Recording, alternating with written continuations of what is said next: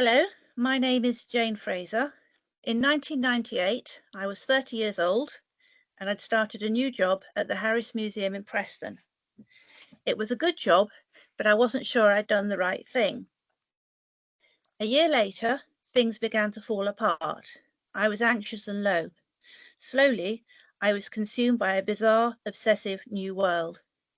I was being told what to do by evil, all-powerful goblins. Goblins who wanted me to seriously harm babies, burn down the Harris Museum, and make me take my own life. It was horrible and terrifying. I was diagnosed with paranoid schizophrenia, and Preston NHS set out to help me.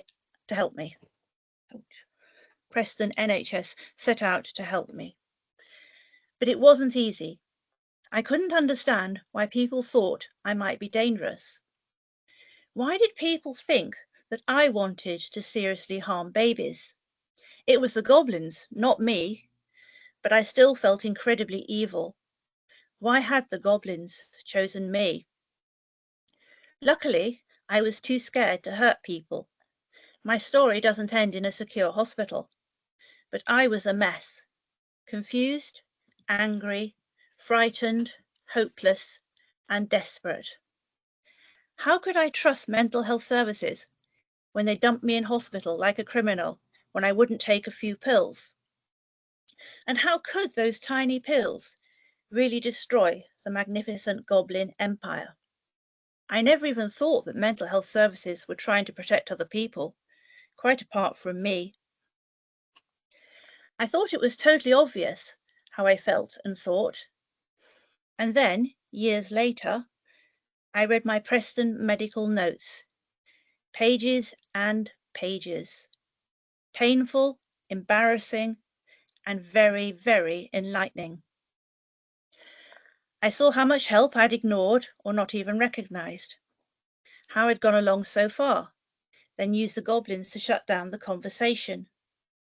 I finally properly understood that mental health services really couldn't magically see inside my head. What I didn't tell them, they didn't know. I wish someone had explained this to me when I was first referred. Maybe it could have helped me, maybe not. My psychotic brain doesn't work well. People had done their best for me, but I hadn't given them a chance. And I was the one left hurt, bewildered, and alone. But I always noticed and cared how I was treated. Preston mental health workers who gave me human warmth, compassion, emotional support, and endless patience all reached me. I didn't really understand this at the time, but I definitely understand it now. Most important of all were the people who kept trying. Mental health professionals and my family and friends. So please, all of you, keep trying with people like me and don't give up. Your faith in me, especially when I've lost faith in myself, has been a vital part of my recovery. In 2002, my family rescued me and I left Preston forever. I thought my life was over. The goblins still owned me and they'd taken everything. My job, my home, my independence, and me.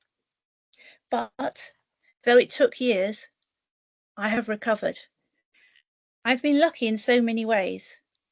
I've had some excellent NHS help that first started in Preston, but I've had to learn how to use that help, to be more open and trusting, and to take responsibility for myself and my illness.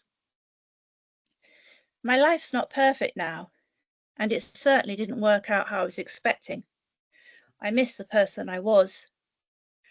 But crucially, I now own my thoughts, my feelings, and my life. They're mine, nobody else's. And that's good. Really, really good. If you want to learn more of my story, I self-published a book, Malign Control, and you can buy it through Amazon. Thank you, Jane Fraser.